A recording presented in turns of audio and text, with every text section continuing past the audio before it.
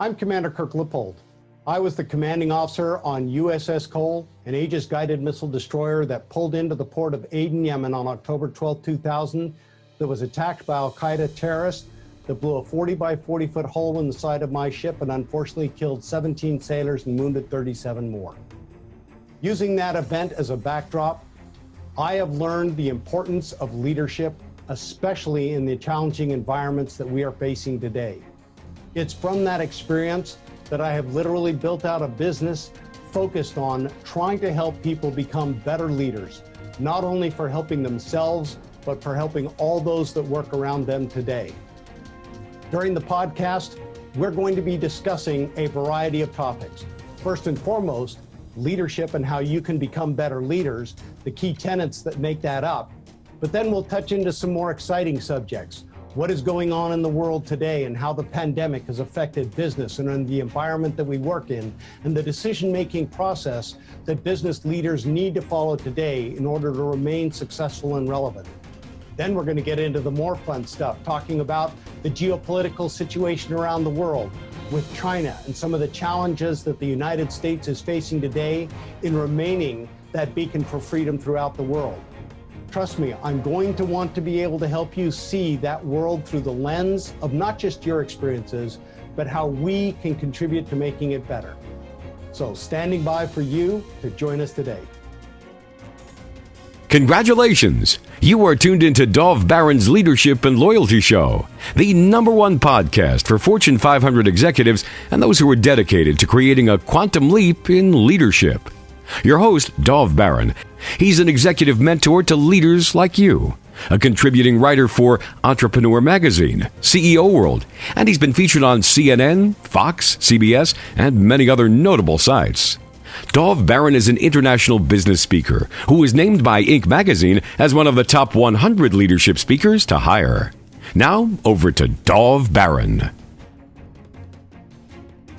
Welcome, dear friends, fans, and fellow aficionados of Leadership Excellence. Thank you for joining us on this episode of Leadership and Loyalty Tips for Executives.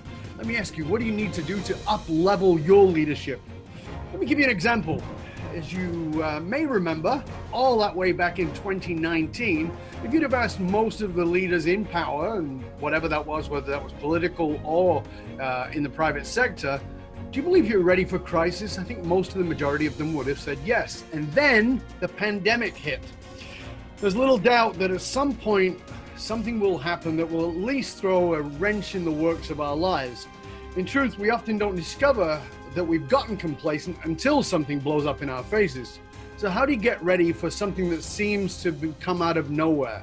Well, stay tuned, because that's what we're about to discover, of how to unlock that part of your leadership. I'm your host, Dov Baron, and I am the Dragonist. I'm here to assist you tapping into the one thing in your business that changes everything by transforming meaning into action. You can find out more about me by going to dovbaron.com. That's DOVBARON.com. And this episode of Leadership and Loyalty is brought to you by Magcast. Imagine having your own industry magazine. What would that do for your authority? Whether you're a coach, content expert, or an emerging brand, it's hard to stand out from the crowd. So what if there was a proven way to increase both your perceived authority and professional status in the eyes of your market and get to do it all at once? This is your way to go from invisible to getting meetings with anyone. Find out more by going to magcast.co. That's MAGCAST.co, where first-time publishers are creating a thriving business. Remember that you can also chat about this episode or any past episodes inside of our Facebook and LinkedIn groups by simply looking for the Leadership and Loyalty podcast in Facebook and LinkedIn. If you're a new listener, new viewer, thank you for joining us. Stay with us, because you're about to go full Monty. As always, you can find us on Apple Podcasts, Spotify, iHeartRadio, or wherever you tune into podcasts. If you're a regular listener, big thank you to you for making us the #1 podcast globally for Fortune 500 listeners, with a potential reach of 2.5 to 4 million listeners for every single show. We're honored and grateful to be cited by Inc.com as the #1 podcast to make you a better leader. All right, let's strip it down and dive right in. When the pandemic hit, everything that had been familiar sunk. Many leaders who had believed that they were ready for crisis sank faster than a boat that had been hit by a bowling ball. One minute you're sailing along in an ocean where it looks like it's calm and easy, and the next thing you know, the pandemic sinks every leader pretty quick. So how can you go and really become prepared for one of those sneak attacks that seem to come out of nowhere? Well, stay tuned, because that's exactly what you're going to find out. Because my guest on this episode is retired Commander Kirk Lippold of the U.S. Navy. He was the commanding officer on the USS Cole when it came under attack, suicide attack actually, from Al-Qaeda in the port of Aden in the Yemen. This event was widely recognized as one of the most brazen acts of terrorism by Al-Qaeda, and according to experts, was a foreshadowing of what would take place with 9/11. This unique and invaluable experience, Commander Lippold has gone on to brief over 7,000 military officers, 3,000 federal and state law enforcement officers, given over 500 presentations on this seminal experience of the war on terror. Nowadays, he works as a private consultant on executive leadership development, crisis management, and national security policies. He is also the author of the best-selling book about that attack on the U.S. Cole called Front Burner. Please put your hands together and help me welcome retired U.S. Navy Commander Kirk Lippold! Welcome, sir. It's good to have you here. Thank you, Dov. It's great to be on the show. Did you see everybody there standing standing with social distance and applauding you? I'm always intimidated when I get a standing ovation at the beginning rather than the end. Absolutely.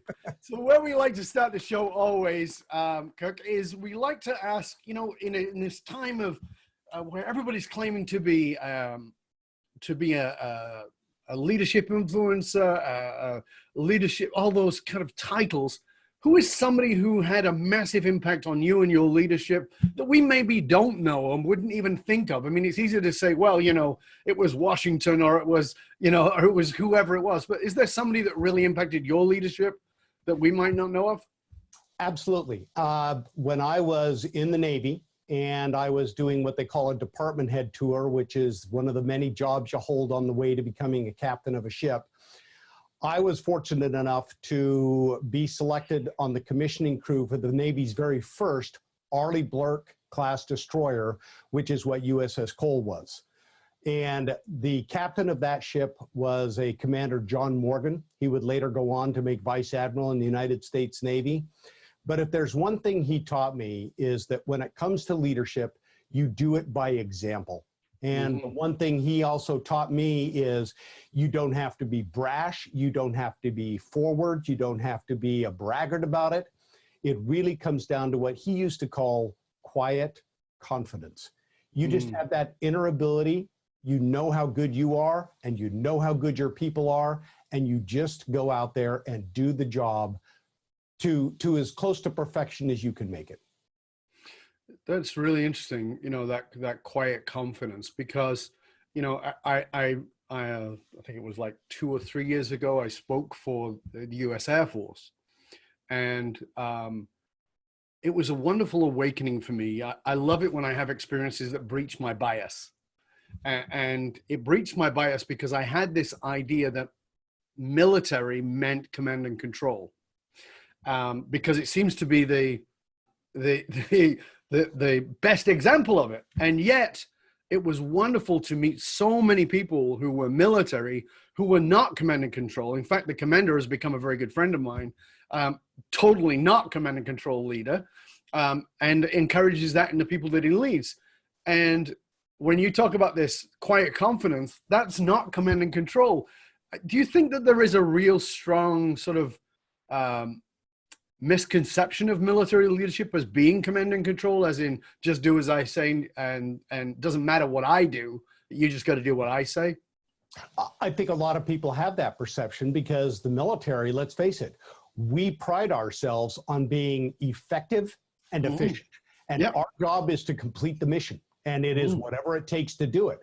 But that doesn't mean you have to be a dictator to get it done. But what you have to do is create the opportunity for your people. If you give them the training, the tools, and the time to do the job right, they will go out there and accomplish anything you ask of them. Yeah. And I think that especially in this pandemic world, if there's one thing business leaders have learned more than anything else, because they can't walk outside their office, take a look around and see their people working for them.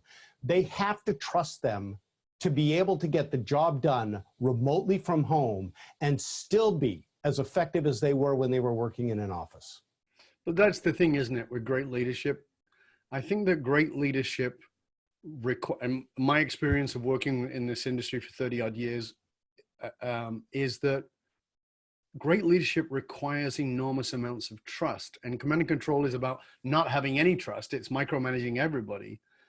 And I know that for you, you know, when we talked before about what happened with USS Cole, that was really about trust for you in trusting your team.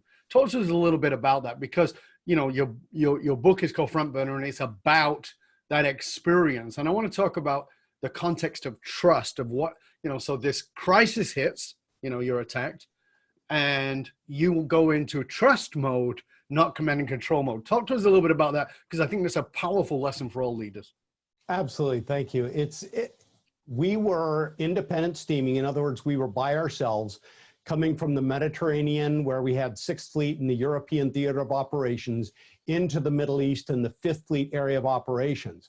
Coming through the Suez Canal, down the Red Sea, Aden, Yemen sits at the southwest corner of the Arabian Peninsula. And we needed to get fuel. It's about the halfway point before we would stop off in Bahrain, which was 5th Fleet headquarters, before operations in the North Arabian Gulf. We pulled in that morning, expecting to take on 500,000 gallons of fuel, or excuse me, 250,000 gallons of fuel. Ship actually carries about 500,000.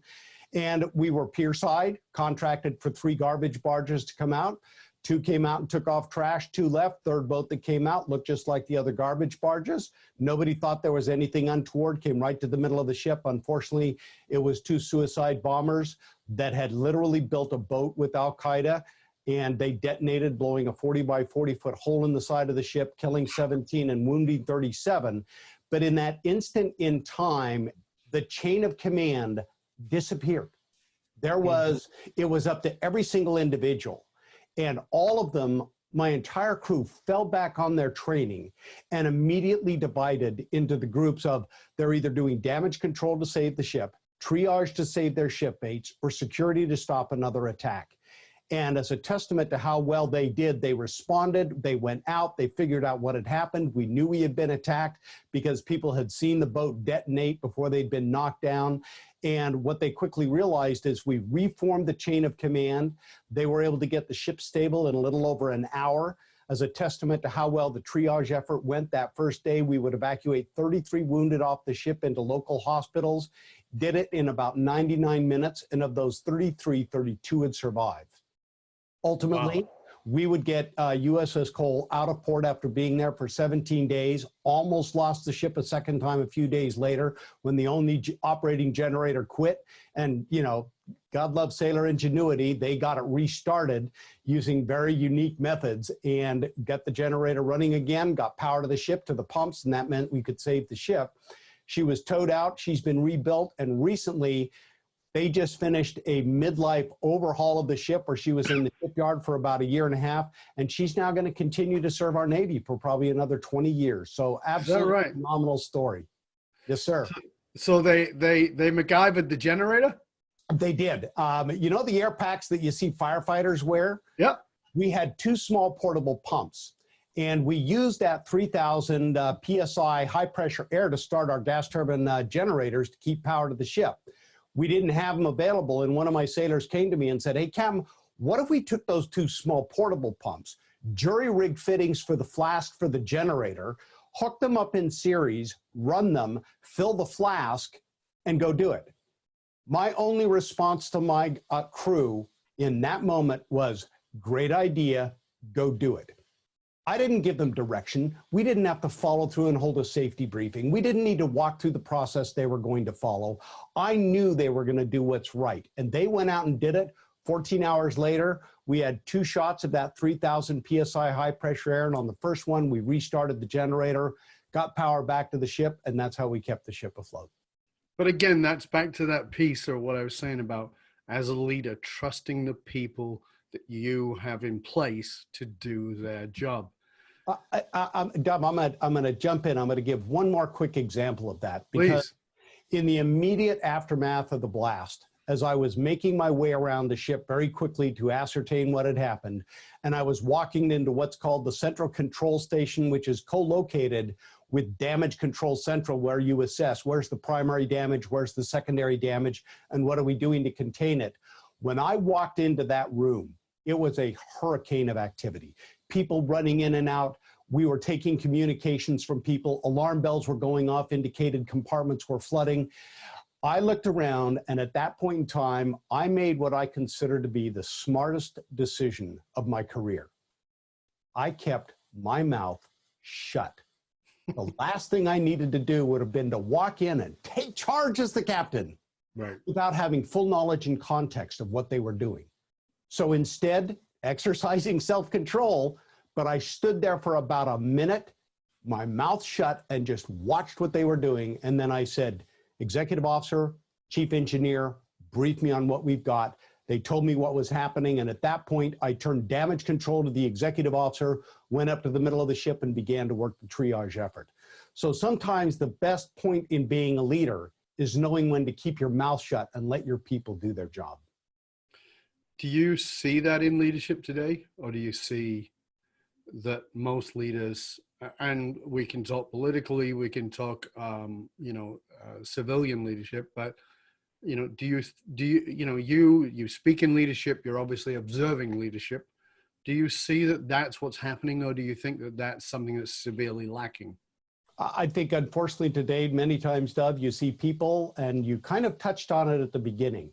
2019, people were very comfortable with calling themselves a leader until a crisis hits. Mm-hmm. It's in those defining moments when life becomes unpredictable and people don't know what's happened that leaders have to start doing something that I call making decisions. They have to act in the now, but be thinking ahead. Right. Because anyone can make a decision. Okay, make a decision on imperfect information, but by the same token, start asking yourself and your people what I call the what next questions. What do I need to think about next? What do I need to plan for next? And what do I need to do next? And for me, it became that example of I need to think about those what next questions with respect to the wounded, because I was within the golden hour. If I don't get them off the ship and into local hospitals, I'm going to have a lot more casualties than I have right now. So Right. I'm literally making decisions on what I need to do and where to put people to save the ship, to make sure that we have security, to ensure that the triage effort is organized and I can get folks off the ship. But I'm also in communication with the Yemeni port authorities. How are we going to get to the two hospitals? Where are the ambulances going to be located? How are you going to get boats out of the ship to get the wounded off? All those things are pushing those timelines out. And I think as leaders, you have to act in the now while thinking ahead, asking the what next question. And it truly makes a difference in the survival of organizations where, hey, look, one of the great advantages business leaders have is they're not politicians. You make decisions based on the best information you have at that moment. And guess what? If it's wrong, change it. You're allowed to. You aren't locked into that decision. You have to make continuously updated decisions in doing it. And so I think that right today is a key component of leadership, is that it's easy to do when things are going well. It's much more challenging to be able to have the confidence to make the decisions with your people giving you as much information as possible so that you can make that decision, move forward while still looking out and saying, okay, what are we going to be doing 2 hours, 2 days, 2 weeks, and 2 months from now? Well, one of the things you had said there that I think is important to sort of underline for our leaders is you make the decision based on imperfect information and you stay open to more information so you can make better decisions as you move down that road. And one of the things that I see both in my observation and in my work is that very often leaders make a decision based on imperfect information, and then they shackle themselves to that decision rather than being willing to have flexibility, rather than saying, oh, we got new information, let's move forward and let's take this and do that. How do we, if you're confronted with that, you as a consultant and as a guide. I mean, of course, as, you know, as a military leader, but as a consultant today in the world that you live in today, when you're confronted with that, when you're confronted with a leader who has that mindset that I'm going to be nailed to, shackled to this decision, and they can't get their head around that, how do you work with them to say, listen, dude, you know, you got to stay open? I'm sure that wouldn't be your language, but how do you do that? You'd be surprised with some folks. You I'm need sure. to get one. But look, I think a lot of leaders, when they make decisions like that, they feel that they are so invested in that particular decision that they have to close off everything else for fear that they're now going to be questioned on why they made that decision when they did, based on what. And I think what you have to make them realize is, look, you can be invested in your decisions. No matter what you do, you're going to own every decision you make. There's only one person in your life that is responsible for the decisions you make and the consequences that come from it. And as a leader, it's not only your decision, but how it impacts everyone else. And what you have to realize is, while you may be invested in it and you own it, that doesn't mean you can't change it. People are looking to you as the leader. Let's face it, you're the most experienced person out there. You may be the guy that was gone from the bagger to the checkout clerk to now, you know, the assistant manager to the manager, and you're now running the company. But at the bottom end of the day, you're the best at all the jobs beneath you.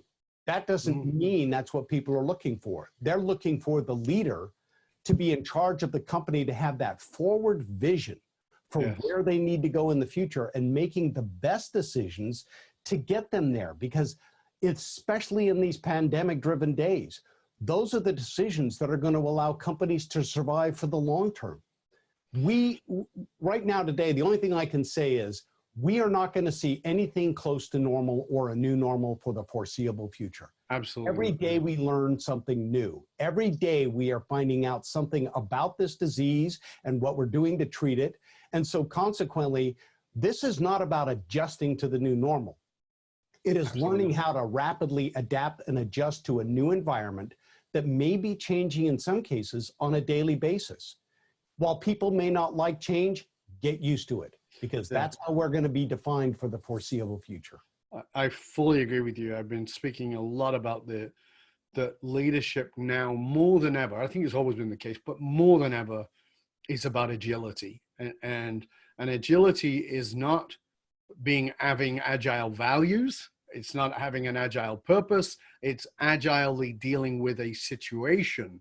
And unfortunately, I think many people misunderstand those things. They think, oh, you know, I've got to be, I can throw my values to the wind for a while because we're dealing with a pandemic or the economic fallout of a pandemic. When in truth, the agility is in dealing with the situation, not moving the center away, but keeping the center. Let's sort of shift gears a minute, because I want to sort of go back a little bit into you, because you know, you reached a very high level of command in the U.S. Navy. How did you end up in the Navy? Is that a family thing? Because often it is with military, right? Actually, no. There had been no one in the military on either side of my family, short of my great-grandfathers on my dad's side, who fought in the trenches for Germany in World War I and luckily survived. Oh, wow. So for me, as I kind of say it tongue in cheek, but I guess I just grew up watching too much Star Trek and James T. Kirk, and all the moral values that went with that show. Yeah. But, my parents probably could have literally strangled me in high school, because you sometimes feel that you just have a destiny in life and you don't know why you're headed that direction. And I knew I was going to go into the military. I applied to all of the service academies. Really? By April of my senior year, I had not applied anywhere else but to the service academies.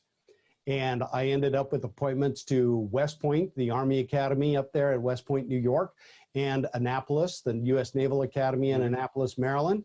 And the Navy guy got to me first and said, hey, look, here's the bottom line. If you want to play Army, we've got this thing called Marine Corps. But if you join the Army, no matter what you do, your home is where you dig it. And so consequently, I went in the Navy, and ultimately learning about all the different aspects, whether it was submarines, aircraft, the Marine Corps, ultimately settled on driving ships, and it was a wonderful 26-year career. You were 26 years in there. That's wild. So then when you know, because one of the things I want to sort of just talk to that is, I think a lot of our, you know, I talked about this idea that the military is command and control, and then it breached my bias because I got to know people genuinely, and nothing's real until you experience it. Do you think there are sort of maybe imbued by the media, as in movies and TV, do you think there are a lot of misconceptions about what the Navy is?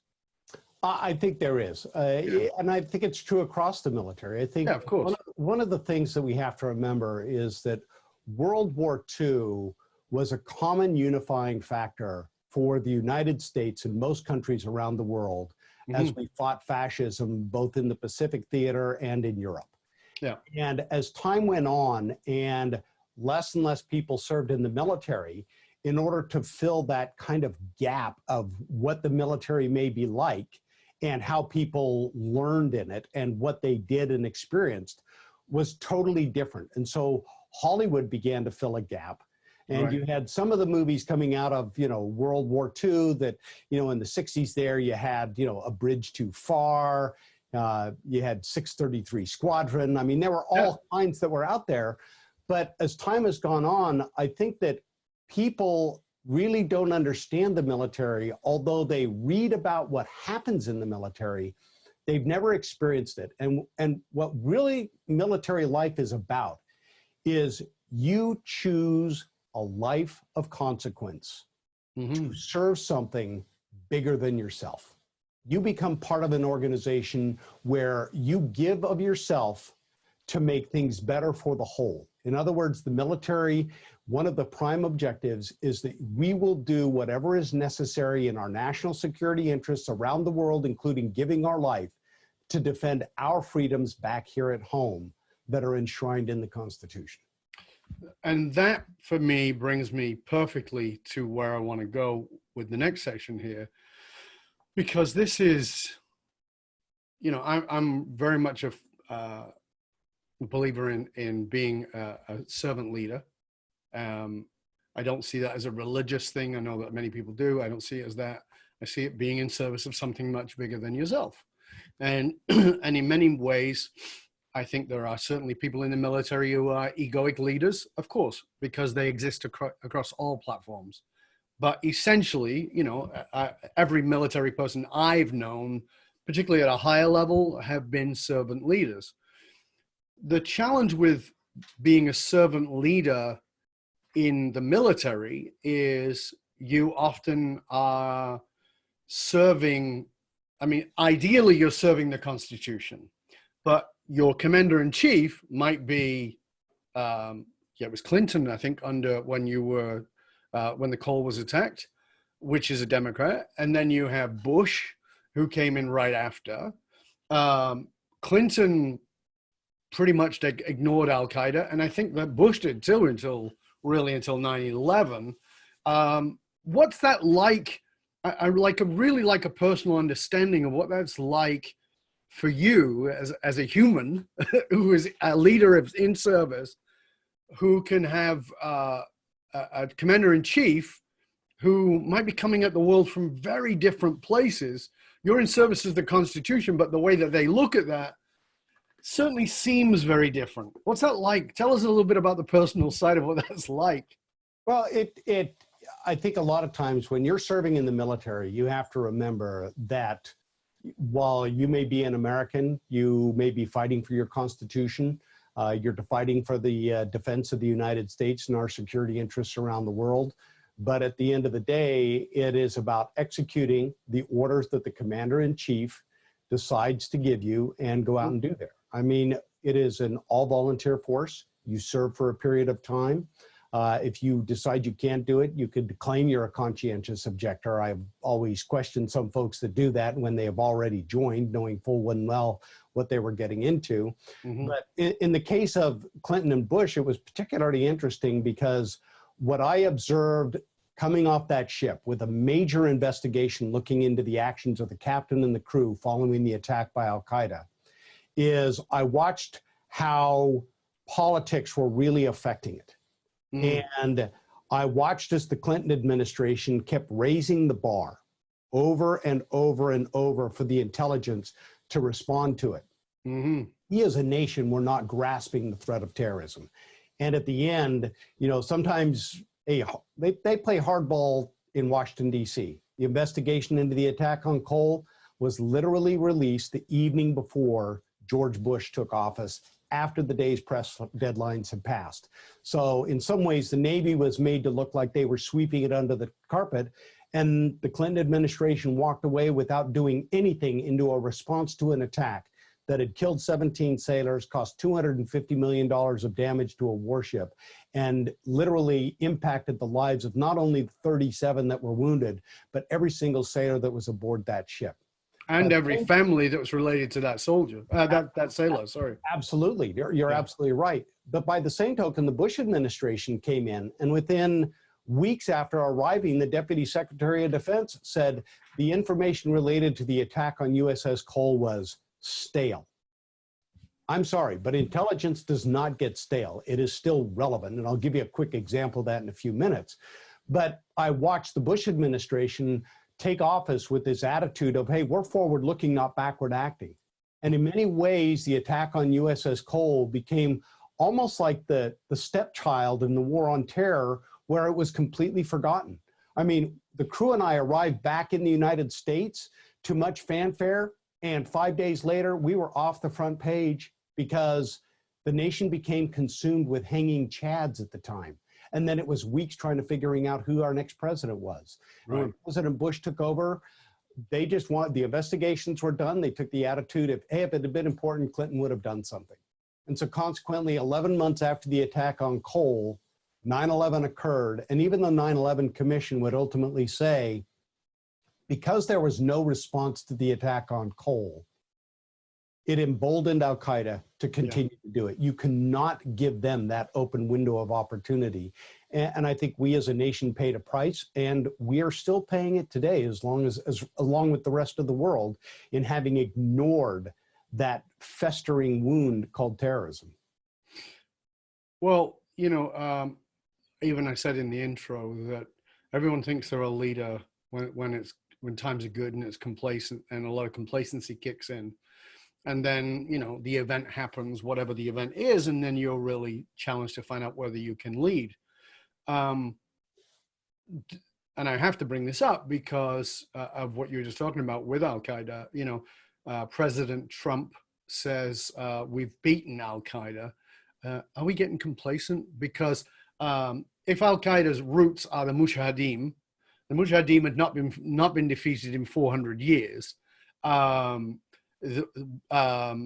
Rambo, or whatever his name, it was Rambo, right? Rambo went in and supported the Mujahideen against the Russians, and now there's this supposed bounty on American soldiers from the Russians who are paying Al-Qaeda.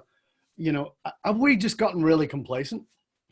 I don't think we've gotten complacent. I think there are a lot of people out there in some of the three-letter agencies in our government that are literally doing God's work every day to keep this nation safe, including trying to understand how these terrorists recruit, finance, train, and conduct operations around the world, and then try to get inside that loop so that we can take them out before they ever get started. I think what you also have to look at, though, and you know, I don't want to go too far afield here, but when you look at what is going on in Afghanistan, it sits right in what I call the arc of instability. You are literally going from China through Pakistan, Afghanistan, and right into Iran. Right. And it's part of the reason why I still advocate we should stay invested there. But if we're going to, we need to go to the root cause. We've been fighting for almost 19 years there. Well, guess what? We won't go to the root cause because we are unwilling to take on a nuclear power in Pakistan who does all those things for the Taliban that have been killing Americans. They recruit, they train, they operationalize, they finance, they give the weapons to the terrorists who infiltrate through the Northwest Territory into Afghanistan and kill not only our troops, but the Afghan people, and continue to try and destabilize the government because they don't want to feel like they're pressed on both sides, India on one side and Afghanistan on the other that is friendly toward Americans. And so until we address the issue of Pakistan supporting the Taliban infiltrating into Afghanistan, that war is not going to end. And no president, not Trump, not Obama, not Bush, have been willing to do that. So when Trump says we've already defeated Al-Qaeda, what's your thoughts? I think we've weakened them, but we haven't killed them. There are still people out there because in many ways you have to remember, Al-Qaeda is an ideology. It is Exactly. It's comprised of people in Osama bin Laden and Ayman al-Zawahiri. At the end of the day, the ideology they created in the base, which is what Al-Qaeda stands for, continues to be out there. It served as a source of inspiration that al-Baghdadi used as his springboard to create ISIS. Yes. And so even today, when you look at it, talk about brutal, but ISIS or Daesh, depending on how you want to refer to them, truly is a threatening organization, only because they're a bunch of lawless thugs. Yes. And you have to go after the root cause, which is the endemic poverty, some of the education that these young kids have to do, the madrasas that are doing it. Let's start looking at the core causes, which we'll touch on back here in the US, but it's going after the root causes that are really going to make the difference. But you have to remember, some of these people in power today, they don't care about those root causes because they would much rather have that power base and use those people to stay in power rather than improving the quality of their lives. There's an interesting parallel there, Kirk, from my point of view as a student of politics and of history, and certainly of political maneuvering psychologically.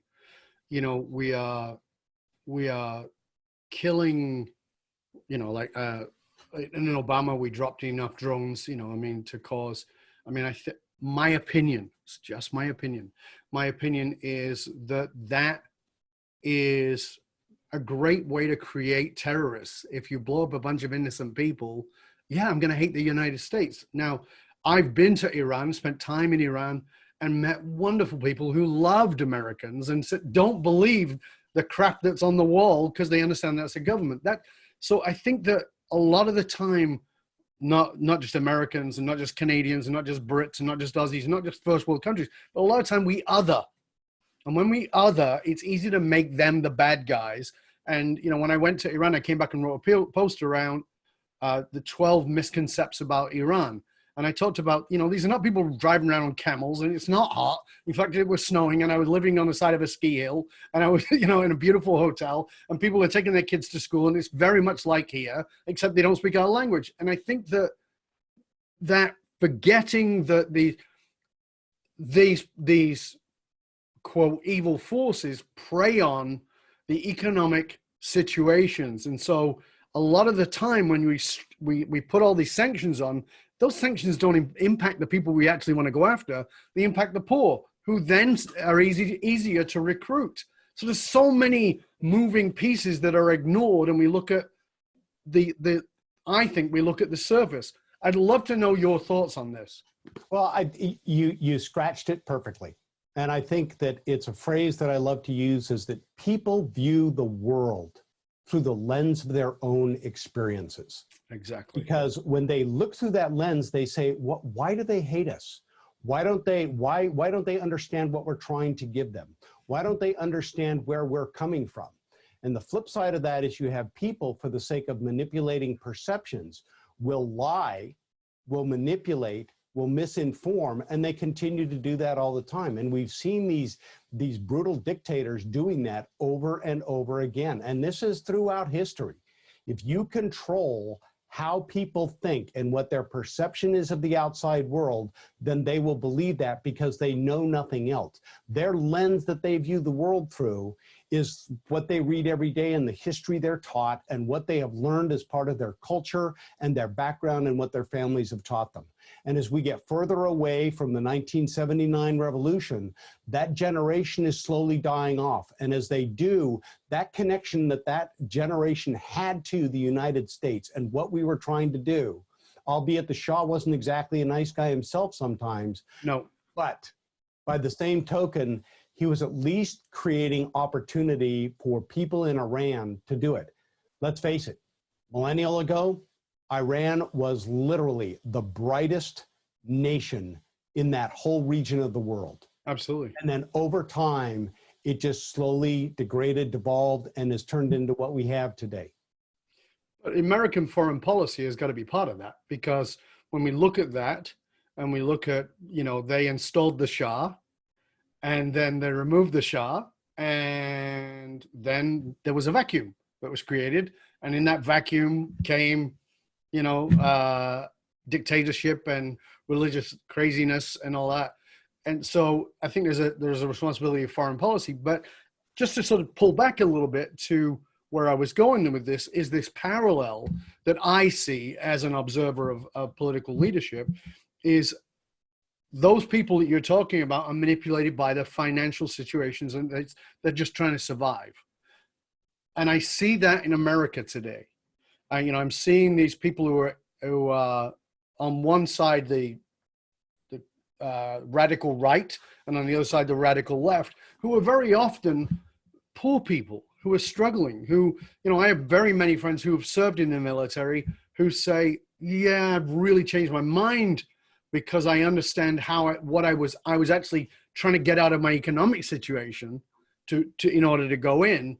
And then didn't agree with the politics that I was supposed to serve.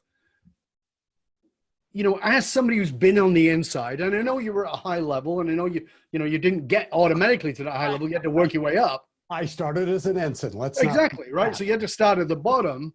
And I know that you've had this mission in your life to be serving in the military. And I totally believe you on that in absolutely every way. But do you think that we need to shake up the foreign policy that the military are ending up serving? Because I do believe the large majority of them are very good people who want to serve the Constitution and want to serve the greater good, as you talked about. But that greater good is often manipulated by powerful people who really don't give a crap about the fodder that is the soldier, the sailor, the Air Force person, whoever it may be. That's my opinion. I'm not saying it's true. No, I think what we're seeing today is a foreign policy that is a consequence of decisions that were made in 1945, in where lines were arbitrarily drawn by Roosevelt, Churchill, Stalin, who sat down and said, how's the world going to be divvied up when the World War ends? Mm-hmm. And I think that in doing that, in creating countries that cut across religious lines, it created all kinds of complications in the Middle East and to a certain degree in South Asia. Yeah. And I think at the end of the day, okay, what we have to do is look at a foreign policy where, you know, in somewhat like leadership, the United States still needs to be that shining beacon on the hill. We need to be something and espouse and live up to the values that we want other people to come to. And we should be proud of those values. I think what a lot of times what people underestimate in the strength of our nation is that we were given that document, the Constitution, but it gives us the power to change how we do things, how we are perceived by the world, how we lead foreign policy. And I think one of the greatest problems that we're seeing today, and this is going to be just my opinion, is the military at its senior levels, unfortunately, has become more attuned to politics than in safeguarding our national security interests. And the example that I love to use, Dov, is why did I have to pull into Aden that morning to get fuel? Well, I'd gone from a Navy of 4,000 ships in World War II to a Navy just shy of 600 ships at the height of the Reagan buildup in the 80s, to that morning, October 12, 2000, there were only 315 ships in the Navy, and there was only one oiler in the entire Middle East, and it wasn't within 1,000 miles of us to do what we call an underway replenishment. Today, I'm down to a little over 290 ships. But more important, I'm going to give you the flip side of that coin. We fought that war to victory in World War II with those 4,000 ships and about 100 admirals. We stared down the Soviet Union and broke their economic back with about 600 ships. Guess what? 125 admirals.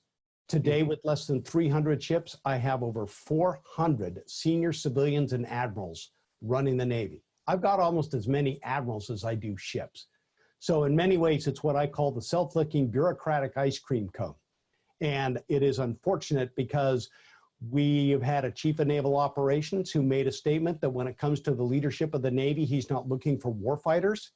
He's looking for people, for admirals that understand Washington, D.C. That is a very dangerous thing because then it becomes more about career aspirations here inside the Beltway of Washington than it does out there in the South China Sea and doing what's necessary. And you can see how that came about recently just with the events with the 2 collisions that killed 17 sailors on Fitzgerald and John S. McCain. And you can see it how the Washington, D.C. reacted to a CO of an aircraft carrier, a national asset, being shoved pierside for almost 3 months and taken out of action because the Navy did not react fast enough to the threat that COVID presented to all those sailors packed into that tight environment. Crazy. So it's that understanding. And even for myself, I experienced it sitting on the deck in Aden. It was so difficult for me to convey to those admirals the extent of the damage. The fact that I was not only having to motivate my crew, but I had 12 sailors trapped in the wreckage that I had to work with the FBI to get pried out, identified, and sent on that long journey home to their families in the middle of doing all those things, including keeping a ship afloat. So it's you trying to convey sometimes to Washington what's going on is extremely difficult because they're focused on how the American public is perceiving them rather than taking care of those sailors on the deck plate that need their help right then and there. I want to explore more of that in a moment, if you will stay with us. We're going to take a little break here, and we're going to come back because I want to explore more of that and more of your direction around leadership and where we need to go. So I hope that you'll stay with us and come back for part 2. We're going to take a little break here, and then we'll be back with you with retired Colonel Kirk Lippold. Retired Commander Kirk Lippold, I apologize. We'll be back in just a moment.